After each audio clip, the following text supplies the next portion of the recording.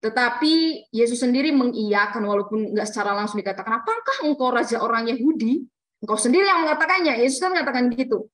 Nah, jadi bagi orang Romawi, dia dianggap sebagai penjahat politik. Masa ada raja? Padahal udah ada kaisar, ada raja juga. Nah, ini dianggap sebagai penjahat politik. Bersyukur kita bisa bertemu lagi di dalam kelas yang baru, yaitu 7 perkataan salib. Ini sebuah perkataan yang diucapkan oleh Yesus ketika dia berada di kayu salib, di atas kayu salib sebelum kematiannya. Dan mungkin teman-teman juga sudah pernah mendengar, sudah pernah belajar, tetapi tidak ada salahnya kita dalam 1 minggu ini, lebih tepatnya 7 hari ke depan, akan merenungkan 7 perkataan yang Yesus ucapkan ketika dia berada di atas kayu salib. Dan kami kembali menyapa teman-teman sekalian, selamat berjumpa kembali di dalam kelas bedah kitab 7 perkataan salib. Ini kelas bedah kitab pertama untuk tahun ini ya, kalau teman-teman mengikuti ya. Kalau di akhir tahun kemarin kan kita sudah, kalau Natal kemarin kita belajar tentang 7, bukan 7 ya, tapi bedah kitab 1 Yohanes ya, kalau masih ingat. Dan kali ini menjelang Paskah, tidak ada salahnya kita harapkan nanti teman-teman juga yang mengikuti kelas ini atau yang mungkin belum mendaftarkan diri nanti bisa menyediakan waktunya sebaik mungkin untuk komitmen. Jadi perlu dijaga staminanya supaya kita bisa menggali setiap hari 1 perkataan yang diucapkan oleh Yesus di kayu salib sampai nanti kepada tahap aplikasi, dan 7 hari bisa kita gali bersama-sama. Saya nggak akan langsung jelaskan 7 perkataan salib ini satu persatu hari ini, karena inilah yang akan kita gali di dalam kelas kita. Jadi saya akan memberikan sedikit saja pengantar dari 7 perkataan salib dan juga metode atau pola yang akan kita pakai dalam penggalian kali ini. Kali ini akan berbeda dengan bedah kitab sebelumnya. Dan kiranya ini juga bisa menolong kita untuk memaknai Paskah pada tahun ini. Ya, bedah kitab 7 perkataan salib atau kelasnya diingat-ingat ya, BK_7PS. Jadi teman-teman yang belum rename namanya, silakan di rename sesuai dengan kelasnya masing-masing dengan format BK_7PS. Oke, bedah kitab 7 perkataan salib. Paling tidak Bapak Ibu Saudara, ada 5 bagian yang akan kita lihat hari ini. Yang pertama nanti kita akan lihat sedikit latar belakang dari perkataan salib, dan khususnya di sini yaitu salib. Salib merupakan satu lambang dalam kekristenan kita yang sudah tidak asing lagi, tetapi tidak ada salahnya juga untuk kita belajar sedikit latar belakang dari salib. Nah, setelah itu kita akan belajar mengapa kita perlu mempelajari 7 perkataan yang Yesus ucapkan di kayu salib, dan apa kepentingannya untuk pribadi kita masing-masing. Nah, yang ketiga kita akan melihat sedikit nanti ini di form pendaftaran kemarin sudah dibagikan ya, di form pendaftaran sudah ada untuk teman-teman bisa menyaksikan 7 perkataan salib melalui video suara. Jadi nanti teman-teman kita juga ambil waktu untuk mendengarkannya sedikit lagi. Terus di bagian selanjutnya nanti akan ada pelaksanaan diskusi yang akan kita lakukan selama 1 minggu 7 hari ke depan, serta metode yang akan kita pakai, yaitu metode PA-topikal yang biasanya ini dipakai secara umum, dan juga sharing dan contoh penggalian yang akan saya bagikan. Dan di akhir kita akan menutup sebelum kita masuk di dalam perkenalan kelas. Baik, kita akan segera mulai untuk latar belakang salib. Bapak Ibu Saudara, berbicara tentang salib, maka ketika kita search di internet ya banyak sekali langsung, kalau kita klik aja kata salib itu udah banyak langsung sekarang muncul referensi-referensi yang bisa membawa kita untuk kita bisa belajar tentang salib. Dan hukuman salib sendiri ini diciptakan oleh bangsa Persia. Jadi ini bukan tradisi dari bangsa Yahudi ya, tapi ini adalah tradisi dari bangsa Persia di abad ke-6 sebelum Masehi. Dan dalam perkembangannya, karena bangsa Persia dan bangsa yang lainnya juga pernah istilahnya menginvasi ya, khususnya saat itu bangsa Romawi, akhirnya ketika perang berakhir, akhirnya ditiru oleh bangsa Kartago, dan akhirnya diikutin juga, disempurnakan oleh bangsa Romawi. Dan ini adalah salah satu cara yang paling ekstrim untuk memberikan hukuman kepada orang-orang yang berlaku jahat, atau disebut sebagai kaum pemberontak, ke kelas kakap, kejahatannya sudah tidak bisa ditolerir lagi, termasuk para budak saat itu yang melakukan kejahatan. Jadi orang Romawi melihat hukuman salib ini sebagai cara yang sangat memalukan, karena ini bentuk bentuk hukuman yang diberikan kepada orang yang sudah berlaku jahat, yang sudah melakukan kejahatan, khususnya kejahatan politik. Wah, ini pasti dapat hukuman yang sangat berat sekali. dan ini hukuman yang memalukan. Makanya orang Romawi sendiri, Bapak Ibu Saudara, nggak melakukan ini untuk warganya gitu ya. Tapi ini dilakukan kepada para budak saat itu, kepada orang asing, bahkan penganut Kristen juga orang asing, dan juga aktivis-aktivis politik yang dikatakan mungkin tidak sesuai dengan kepentingan politik orang Romawi saat itu. Karena kan saat zaman perjanjian Yesus yang menguasai dunia kan bangsa Romawi. Nah, kita melihat sedikit latar belakang salib. Jadi tadi saya katakan ya, diadopsi sejak pemerintahannya Romawi, dan di sini tepatnya di dalam pemerintahan Alexander the Great, atau yang kita kenal mungkin sering Alexander Agung gitu ya, saat dia menginvasi Persia. Dan ketika dia membangun kaisarannya, dia mempraktikkan hukuman salib ini ke bangsanya. Jadi sampai ke Romawi 1 abad sebelumnya, makanya mulai dilakukan pada abad 4 sebelum Masehi gitu ya. Dan orang Romawi sendiri tahu hukuman ini ya mulai karena perang itu, dan akhirnya diadopsi ke bangsanya gitu. Dan selalu disempurnakan setelah pemerintahan Alexander Agung atau Alexander the Great, dia menerapkan kepada semua budak dan jajahan, khususnya yang bukan orang Romawi, karena orang Romawi membantah ini hukuman yang sangat berat. Walaupun banyak jenis hukuman yang berat, Bapak Ibu, tapi ini hukuman terberat saat itu. Makanya mereka sendiri nggak melakukan untuk warganya, tapi itu dilakukan kepada penjahat publik atau penjahat politik yang sudah kelakuannya buruk sekali gitu. Nah, tetapi pada perjalanan waktu setelah jatuhnya kerajaan Alexander the Great, akhirnya kan beberapa waktu setelah itu kan pemimpin tertinggi Romawi akhirnya dipimpin oleh Kaisar Romawi yang bernama Konstantin. Itu kan pada abad keempat ya. Dan di situ kita lihat Kaisar Konstantin ini akhirnya bertobat, dan dia seorang Kristen ya, dia raja yang Kristen. Makanya setelah itu dia menghapuskan hukuman salib ini supaya orang Kristen tidak mendapatkan ini lagi, dan ini sebagai satu mengenang jasa Kristus yang telah disalibkan. Jadi menurut Konstantin pribadi, hukuman salib ini sebagai lambang kesucian, sebagai lambang di mana Yesus mati bagi orang-orang yang percaya, dan ini adalah kemuliaan yang sudah diberikan Yesus kepada semua manusia. Makanya pada abad keempat hukuman ini dihapuskan, tidak ada lagi. Ya, selanjutnya Bapak Ibu Saudara, ya arti kata salib sendiri ada 2 hal yang bisa kita lihat di sini. Ada staurus, ini dari kata Yunaninya ya, kata kerjanya stauro. Dan arti pertama di sini kayu sulaan atau balok yang didirikan tegak. Ya, kalau kita lihat secara literal berarti salib itu udah ada ada kayu balok. Ya, teman-teman bisa mungkin memikirkan ya kayu yang saya maksud seperti apa. Dan itu adalah alat yang dipakai, alat yang sangat kejam yang dipakai untuk menghancurkan seorang terdakwa ini tadi, seorang penjahat ini tadi. Nah, itu kayu secara literal ya, alat yang dipakai atau balok yang dipakai untuk sebagai tempat hukumannya mereka.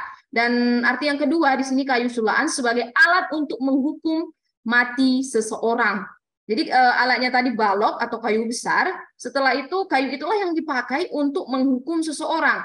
Bisa saja untuk nanti memakukannya, kita lihat ya. Dan dalam hal ini kita sudah mengerti bahwa salib atau kayu balok itu akhirnya dipakai untuk menggantung menggantung terdakwa sampai pada matinya. Memang pada endingnya mereka semua harus mati gitu. Kalau nggak mati dibunuh secara paksa dengan kakinya juga dipatahkan.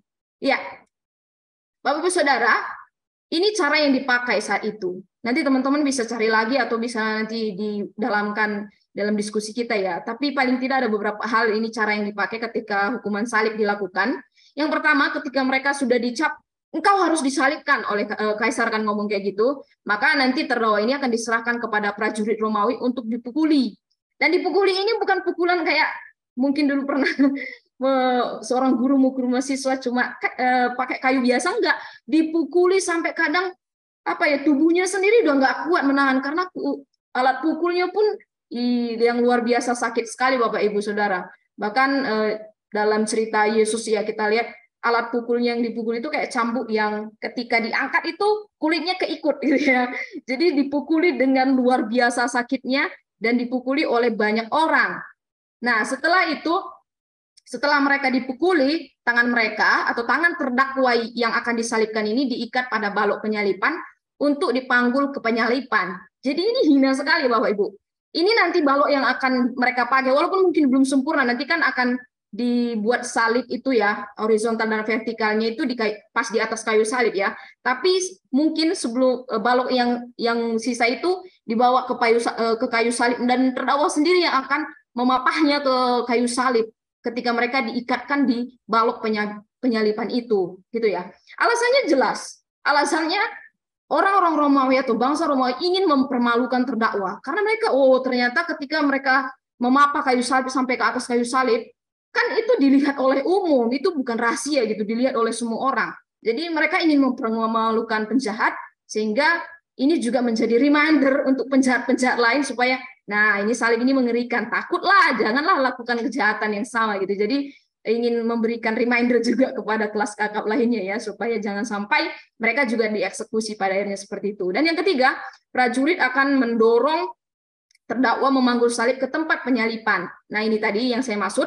Dan yang sampai ketika mereka sudah sampai di kayu salib, maka terdakwa juga kadang akan ditelanjangi, terus tangannya dibentangkan seperti ini, baru dipakukan gitu ya. Mau di sebelah mana dipakukan? Kemarin kalau dalam AYPA dikatakan di sebelah mana? Apakah di pergelangan tangan atau di telapak tangan? Silakan nanti diskusikan dalam kelas. Tapi tangannya itu dipakukan supaya tangannya juga nanti yang akan yang akan merasakan gitu ya, yang akan ketika didirikan salib itu, jadi tangan dan kakinya yang akan menahan gitu ya, menahan seberapa itu pasti sakit sekali ya, sampai pada matinya tangan yang hanya dipakukan itu yang menahan tubuh mereka semuanya, Bapak Ibu.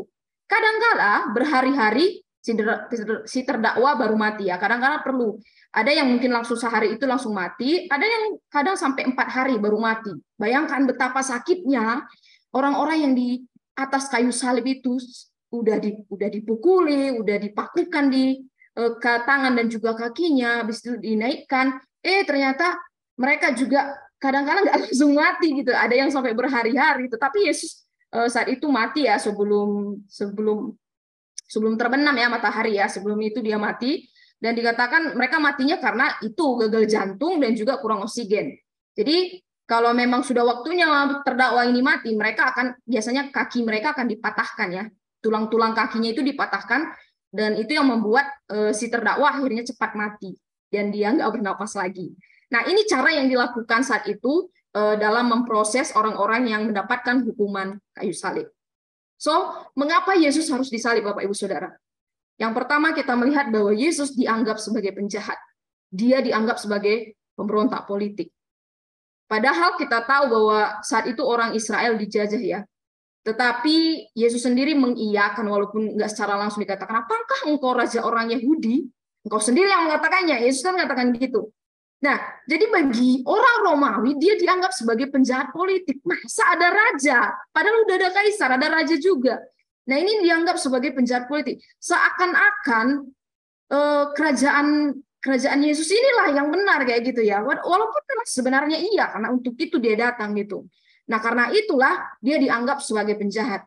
Yang kedua, ini sebagai bentuk hukuman.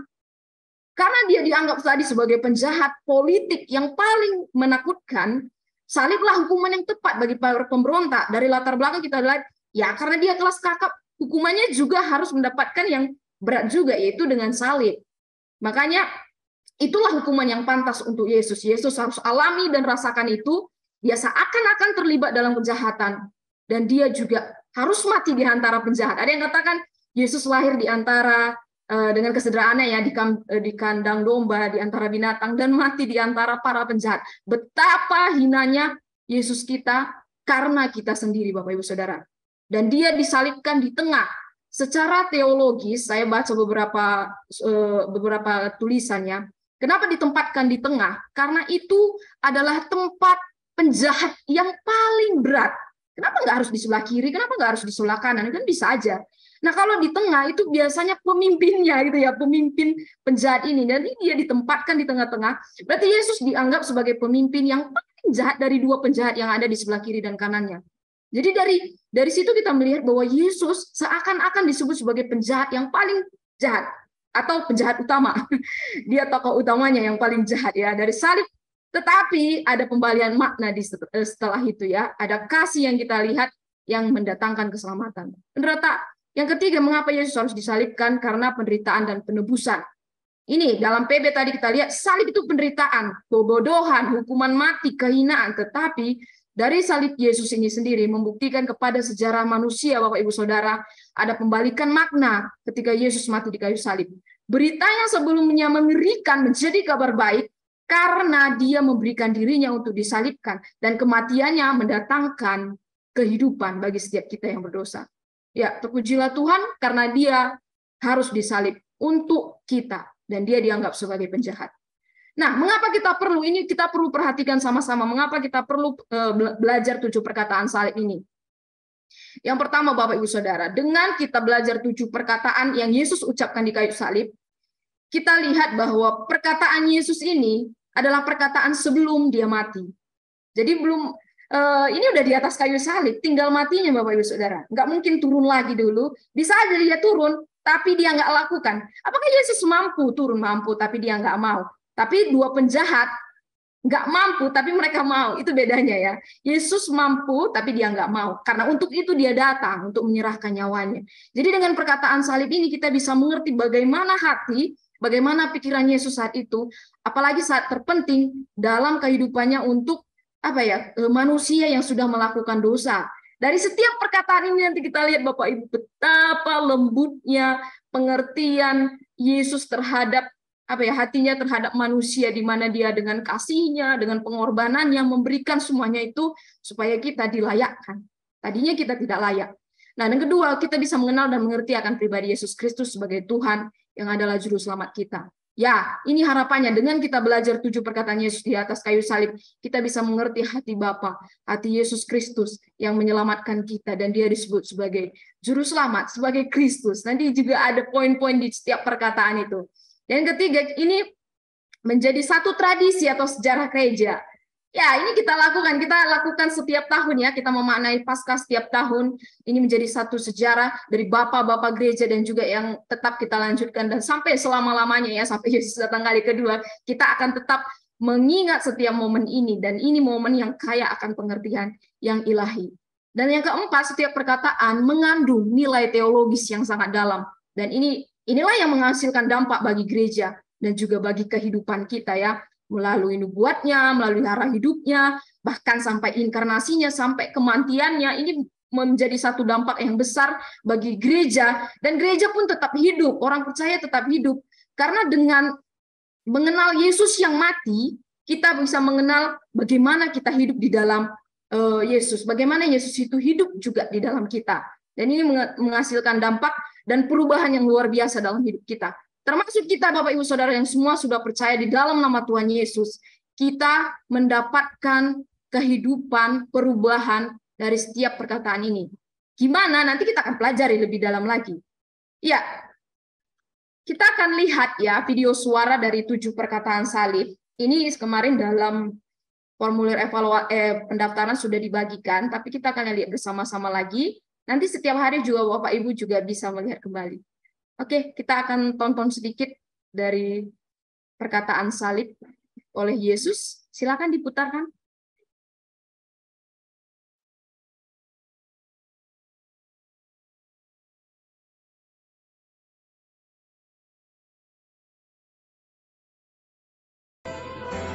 Ketika mereka sampai di tempat yang bernama Tengkorak, mereka menyalibkan Yesus di situ, dan juga kedua orang penjahat itu, yang seorang di sebelah kanannya, dan yang lain di sebelah kirinya.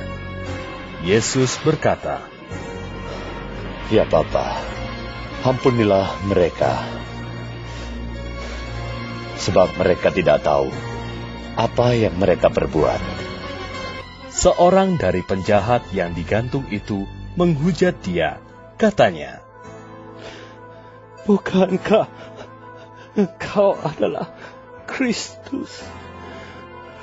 Selamatkanlah dirimu dan kami." Tetapi yang seorang menegur dia, katanya, "Tidakkah engkau takut juga tidak kepada Allah, sedang engkau menerima hukuman yang sama? Kita memang selayaknya dihukum, sebab kita menerima balasan yang setimpal dengan perbuatan kita. Tetapi orang ini tidak berbuat sesuatu yang salah. Lalu ia berkata, Yesus, ingatlah akan aku apabila Engkau datang sebagai Raja. Kata Yesus kepadanya, Aku berkata kepadamu, sesungguhnya hari ini juga engkau akan ada bersama-sama dengan aku di dalam Firdaus. Dekat salib Yesus berdiri ibunya dan saudara ibunya, Maria, istri Klopas, dan Maria Magdalena. Ketika Yesus melihat ibunya dan murid yang dikasihinya di sampingnya, berkatalah ia kepada ibunya, Ibu, inilah anakmu. Kemudian katanya kepada murid-muridnya, Inilah ibumu. dan sejak saat itu, murid itu menerima dia di dalam rumahnya. ketika itu hari sudah kira-kira jam 12. Lalu kegelapan meliputi seluruh daerah itu sampai jam 3, sebab matahari tidak bersinar. Dan tabir bait suci terbelah 2. Kira-kira jam 3, berserulah Yesus dengan suara nyaring, Eli, Eli, lama sabachthani. artinya, Allahku, Allahku, mengapa engkau meninggalkan aku? mendengar itu, beberapa orang yang berdiri di situ berkata, Ia memanggil Elia. Sesudah itu, karena Yesus tahu bahwa segala sesuatu telah selesai, berkatalah ia, supaya genaplah yang ada tertulis dalam kitab suci. Aku haus. Di situ ada suatu bekas penuh anggur asam. Maka mereka mencucukkan bunga karang yang telah dicelupkan dalam anggur asam pada sebatang hisop, lalu mengunjukkannya ke mulut Yesus. Sesudah Yesus meminum anggur asam itu, berkatalah ia, Sudah selesai. Lalu Yesus berseru dengan suara nyaring, Ya Bapa, ke dalam tanganmu kuserahkan nyawaku. dan sesudah berkata demikian, ia menyerahkan nyawanya. Oke, ya, kita sudah melihat ya dari 7 perkataan yang Yesus ucapkan di atas kayu salib. Ini satu video suara dari Faith Camps by Hearing, mitra dari Yayasan Lembaga Sabda. Dan Bapak Ibu Saudara, setiap perkataan ini mungkin sudah sering didengar ya, sudah selesai, aku haus, ke dalam tanganmu kuserahkan nyawaku. Sering banget kita dengar. Tetapi dalam kelas inilah nanti kita akan ditajamkan kembali melalui setiap perkataan-perkataan yang Yesus ucapkan di kayu salib dan apa relevansinya dalam kehidupan kita yang mengubahkan kita untuk memaknai Paskah tahun ini. Nah, menarik sekali Bapak Ibu Saudara, karena dalam kelas diskusi kita kali ini kita tidak memakai metode yang biasa kita pakai ya. Metode yang biasa kita pakai itu kan metode SABDA ya, simak, analisa, belajar, doa, diskusi, dan juga aplikasi. Kali ini kita akan pakai satu metode untuk membedah topik yang dikatakan oleh Yesus ada 7 perkataan, yaitu dengan metode PA topikal. Satu metode yang sangat umum ya, dengan melihat topik-topik dan kita lihat juga dengan referensi yang ada di setiap Alkitab.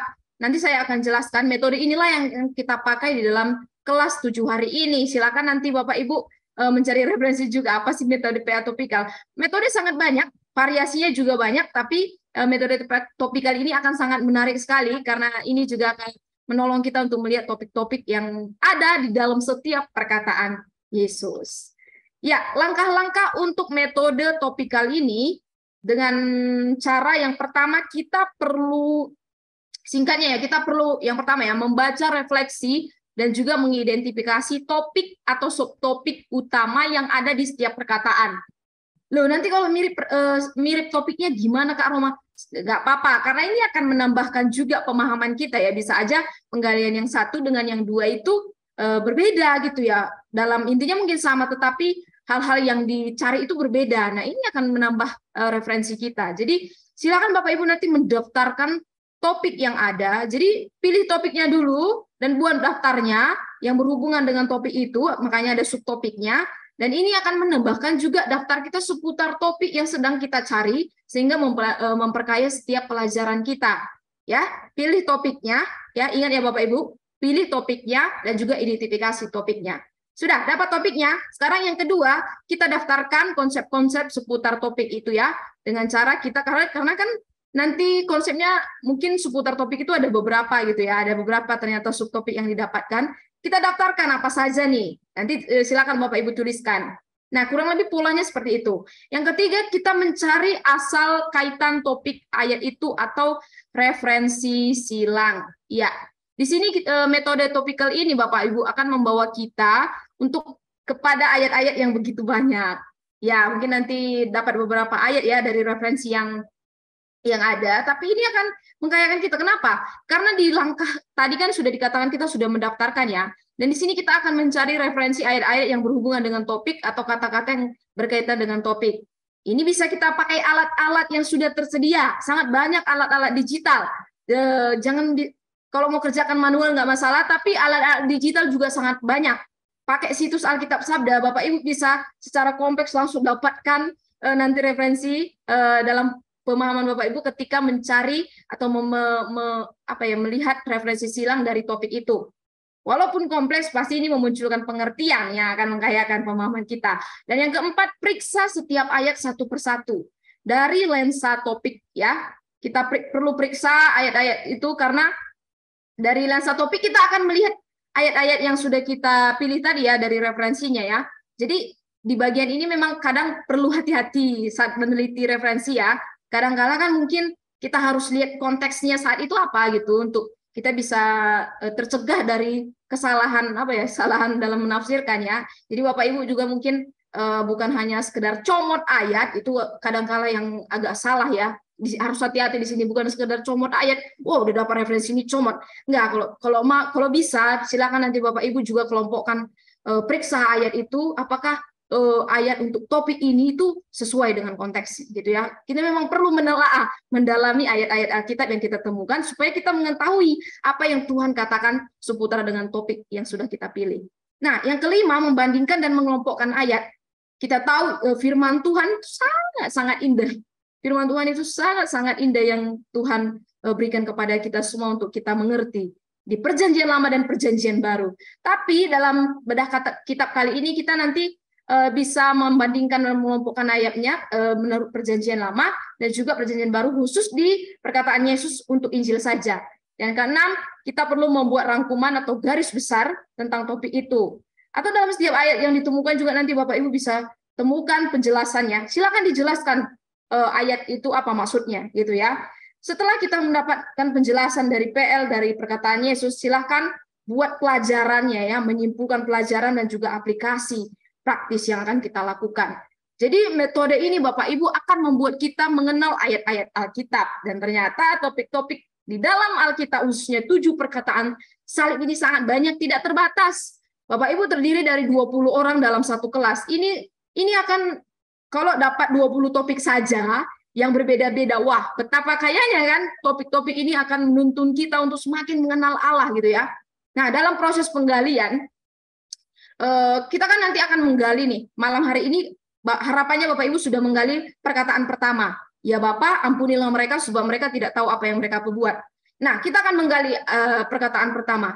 Dalam proses silakan Bapak Ibu perlu berdoa terlebih dahulu dalam proses penggalian. Ini sebenarnya hampir sama dengan yang dipakai hamba Tuhan ketika mempersiapkan khotbah ya. Perlu berdoa dan meminta pimpinan Roh Kudus ya. Dalam proses penggalian, mau nggak mau kita nggak bisa mengandalkan kekuatan diri kita sendiri, tetapi kita perlu berdoa, meminta pimpinan Roh Kudus, dan ini adalah langkah nol dari semua metode apapun yang kita pakai ketika PA. Kita melakukan studi Alkitab, kita mulai dalam doa. Setelah itu kita baca perkataan salib. kalau mau yang kami lakukan di dalam Ayo PA itu, yang 7 perkataan salib itu, lihat konteksnya. Perkataan salib ini ya, Bapak ampunilah mereka. Apa nih? Kenapa Yesus ngomong gini? Nah, bisa lihat konteksnya di dalam pasal itu. Nah, jadi silakan dibaca, bisa dengan baca dengan dengar, bisa dengan nonton, lakukan dengan badeno, itu juga sangat menarik sekali ya. Mau lakukan visual, mendengar dan lain sebagainya, sangat bisa sekali, menarik sekali. Dan setelah itu lakukan penggalian.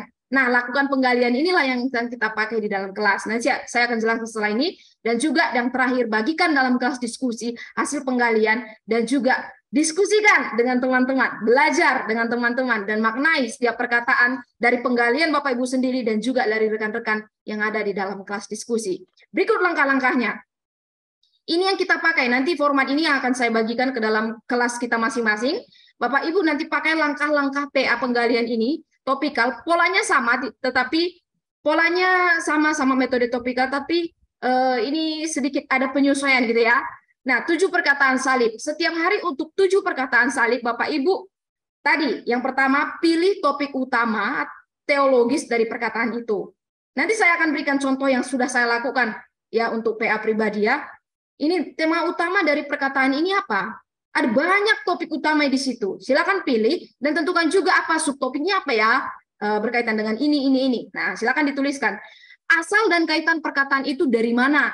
Nah, ini tadi ya, untuk mencari referensi ayat-ayat yang ada di dalam Alkitab, dari semua keindahan yang Tuhan tuliskannya, karena dia adalah penulis utama. Di Perjanjian Lama apa nih, topik ini ngomong apa? Tunjukkan dengan ayatnya, beri 1-2 ayat, dan juga bagaimana dengan Yesus, bagaimana dengan pelajaran-pelajaran yang Yesus berikan di dalam Injil. Jadi akan kita batasi hanya di Injil saja ya Bapak Ibu, tidak seluruh Perjanjian Baru, tapi hanya di Injil. Matius, Markus, Lukas, Yohanes.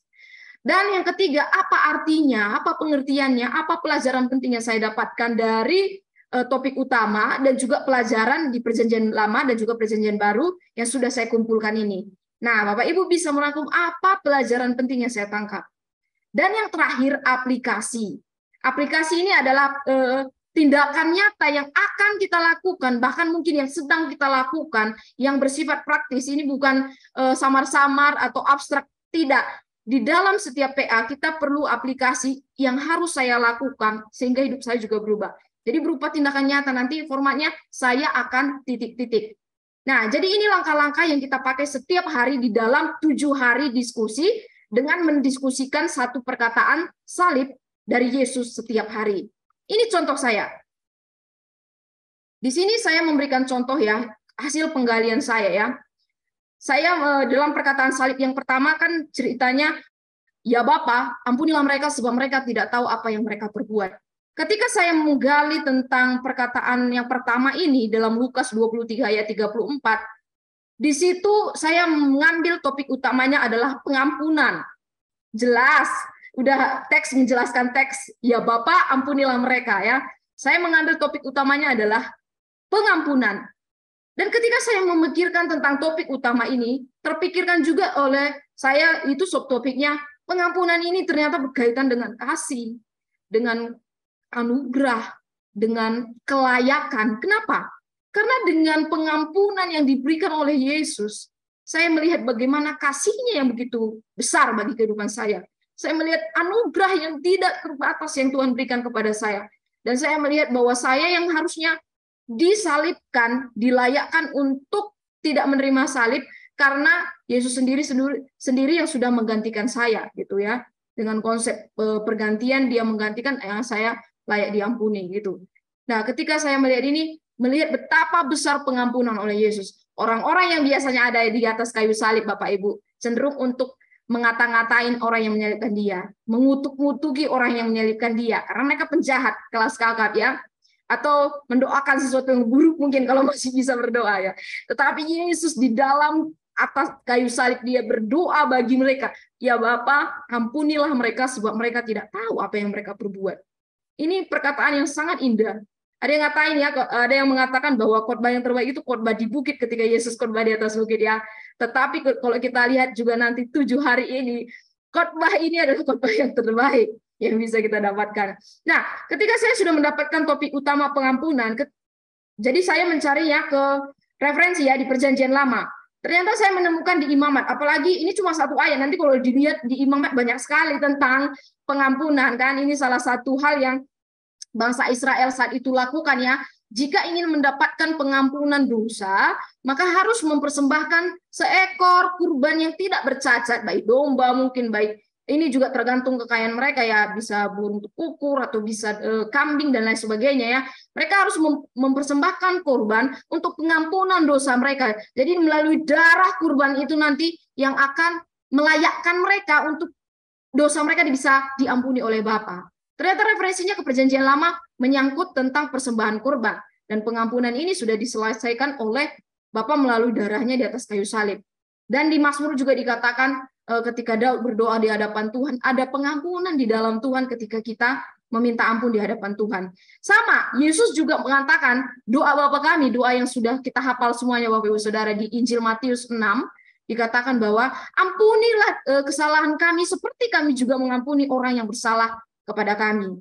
Nah, ini ternyata Yesus sudah katakan nih, jauh sebelum dia berdoa, ampunilah mereka, di doa Bapa kami juga Yesus sudah pernah katakan hal itu. Dan di Markus juga, ya, ini Yesus juga mengatakan nih, ketika engkau berdoa, ampuni dulu kesalahanmu. Doamu nggak akan diterima kalau kamu masih menyimpan dendam, menyimpan kesalahan orang di dalam hatimu. Nggak akan diterima Bapa. Ampuni dulu kesalahan orang supaya doamu juga bisa datang kepada Bapa. Nah, ini beberapa referensi terkait pengampunan, baik dari Perjanjian Lama dan juga perkataan dan pelajaran di Injil yang Yesus ucapkan. Setelah saya mendapatkan kaitannya, saya akan mengambil pelajarannya. Saya belajar bahwa pengampunan Tuhan Yesus terhadap orang-orang yang menganiaya dia saat itu, ini menunjukkan apa Bapak Ibu? Subtopiknya, ya, kasih yang besar kepada kita. Kasih yang besar kepada mereka saat itu yang menyalibkan dia, dan juga ternyata kena kepada kita semua. Kasih yang sejati itu nampak dalam pengampunan kepada mereka yang membuatnya menderita, ya. Tuhan memberikan pengampunan, padahal mereka yang salah, Tuhan memberikan pengampunan kepada mereka. Tuhan Yesus di atas kayu salib, dalam tubuhnya yang sudah terkoyak, menjadi pribadi pembela, ya, karena dia mengantarkan doa syafaat kepada Bapa untuk kita bisa menerima pengampunan. Sebenarnya Bapa udah siap-siap nih, turunkan murka atas semua manusia. Tapi karena Yesus berdoa, ampunilah mereka. Bapa yang tadinya murka itu harusnya kepada manusia, akhirnya ditimpakan kepada Yesus. Nah, kita menjadi layak menerima pengampunan karena Yesus menjadi pembela agar Bapa mengampuni kita. Jadi melalui darah yang bercucuran, melalui penantian akan tinggal kematiannya, melalui perjalanannya ke Golgota dengan memangku salib, dan juga itu adalah hal yang memalukan. Dan ketika dia dimaki-maki, saya ketika belajar beberapa waktu lalu di PA online juga, baru tahu ketika Tuhan Yesus dimaki-maki, Tuhan Yesus tidak merespons Bapak Ibu. Tuhan Yesus tidak memberikan satu perkataan yang ingin menyakitkan orang atau lain sebagainya, tapi dia tidak merespon. Apa? Ini tandanya bahwa Yesus menaruh belas kasih untuk semua orang. Bahkan dia tidak membalaskan dendam terhadap orang yang menghabisi dia, gitu, ya. Sebaliknya, ia mendoakan mereka untuk mereka diampuni, dan kita juga menerima pengampunan. Apa aplikasi saya? Di sini saya akan mengambil tindakan untuk belajar mengampuni. Seperti Yesus Kristus yang sudah mengampuni dalam doanya, melakukan pengampunan untuk orang-orang. Saya juga belajar, ya, kita pengikut Kristus, maka kita pun harus belajar mengampuni. Bukan hanya belajar mengampuni, tapi ketika kita melakukan kesalahan, kita harus dengan sedia untuk bertobat dan minta ampun kepada Tuhan. Makanya di sini saya berdoa, Tuhan, ampuni saya yang berdosa ini. Ampuni saya yang seharusnya ada di kayu salib. Saya harusnya menerima murka Tuhan, tetapi Tuhan mengampuni saya. Maka untuk itu ampuni juga saya yang melakukan kesalahan. Nah, jadi ini contoh penggalian yang sudah saya lakukan kurang lebih 3 minggu ini, Bapak Ibu Saudara. Nanti seperti inilah contoh, ini contoh. Nanti untuk lebih mungkin mau lebih didalami lagi, silakan. Tidak menutup kemungkinan, ini hanya contoh kecil saja. Nanti Bapak Ibu kira-kira begini pola yang akan kita lakukan dalam penggalian kita 1 minggu ke depan. Gitu ya Bapak Ibu, kiranya bisa mengerti. Dan ini hari diskusi kita. Kita udah mulai dengan pemaparan materi hari ini. Dan mulai besok kita akan melakukan diskusi mulai dari perkataan pertama, lanjutkan sampai Sabtu perkataan ketiga, lanjut sampai Senin sampai Kamis. Jadi biasanya kan cuma 5 hari, kali ini kita akan sampai Kamis, sampai perkataan yang ke-7. Dan di hari Jumat, Ya, jangan lupa catat waktunya. Jumat kita akan ketemu dalam evaluasi kelas. Dan ini beberapa perkataan nanti PPT-nya Bapak Ibu bisa dapatkan. Ini perkataan yang akan kita gali setiap hari. Besok kita akan mulai dengan Lukas 23 ayat 34 ya. Silakan temukan topiknya, temukan di mana pelajarannya di PL, temukan apa yang Yesus katakan, aplikasi dan juga pelajaran yang penting yang Bapak Ibu dapatkan. Dan di hari Jumat kita belajar tentang Lukas 23 ayat 43. Aku berkata kepadamu, sesungguhnya hari ini juga engkau bersama dengan aku di Firdaus. Ini perkataan Yesus pada salah satu penjahat yang bertobat saat itu. Dan lain sebagainya. Nah, Bapak Ibu Saudara, di penutup kita. Iya, saya tidak memakan waktu lama. Di penutup kita kali ini. Sebelum kita mulai besok belajar dalam kelas diskusi kita, saya mau kasih satu hal kepada kita semua. Dan ini juga ngingatin saya secara pribadi ya, salib adalah penghinaan. Kita sudah tahu dari latar belakangnya salib itu bukan sesuatu yang baik gitu ya. Salib itu adalah bentuk penghinaan, bentuk penghukuman bagi orang-orang yang berdosa. Kita yang seharusnya menerima itu Bapak Ibu. Sadar mau nggak disadari, saya sadarkan hari ini bahwa kita semualah yang harusnya menerima hukuman itu. Tetapi dengan kasih-Nya, Tuhan menggantikan kita. Tuhan Yesus Kristus menggantikan kita. Dan perkataan salib ini akan mengingatkan, perkataan salib yang diucapkan Yesus sebelum detik-detik dia meninggal, dia mati, akan mengingatkan kita kembali dan membuat kita mengerti betapa hebat pengorbanannya yang agung. Dia katakan ya, perkataan ke-6 dikatakan sudah selesai. Visinya yang Tuhan utus kepada Yesus Kristus sudah selesai dengan cara ya, dia harus mati di atas kayu salib agar kita semua menerima kelayakan di hadapan Tuhan. Dan dari perkataan Yesus di atas kayu salib, kiranya Bapak Ibu Saudara 7 hari ini kita akan lebih mengenal siapa Yesus yang kita sembah dalam hidup dan juga kematiannya. Satu ayat penutup bagi kita semua adalah dari Galatia 3 ayat 13 dikatakan, Kristus menembus kita dari kutuk hukum Taurat dengan menjadi kutuk bagi kita sebab ada tertulis, terkutuklah orang yang digantung pada kayu salib. Coba gantikan kalau ini kita. Kalau Yesus nggak lakukan ini kepada kita, kita yang akan digantung di atas kayu salib. Dan kita memang orang-orang terkutuk. Tetapi dengan cara dia menjadi terkutuk, kita dibenarkan. Kita dibenarkan di dalam Yesus Kristus. Terpujilah Tuhan. Mari Bapak Ibu Saudara, kita dalam 7 hari diskusi ini belajar untuk mengenal Yesus Kristus dalam kematiannya adalah kita bisa mengenal Kristus dalam kehidupan kita yang memerdekakan kita. Amin.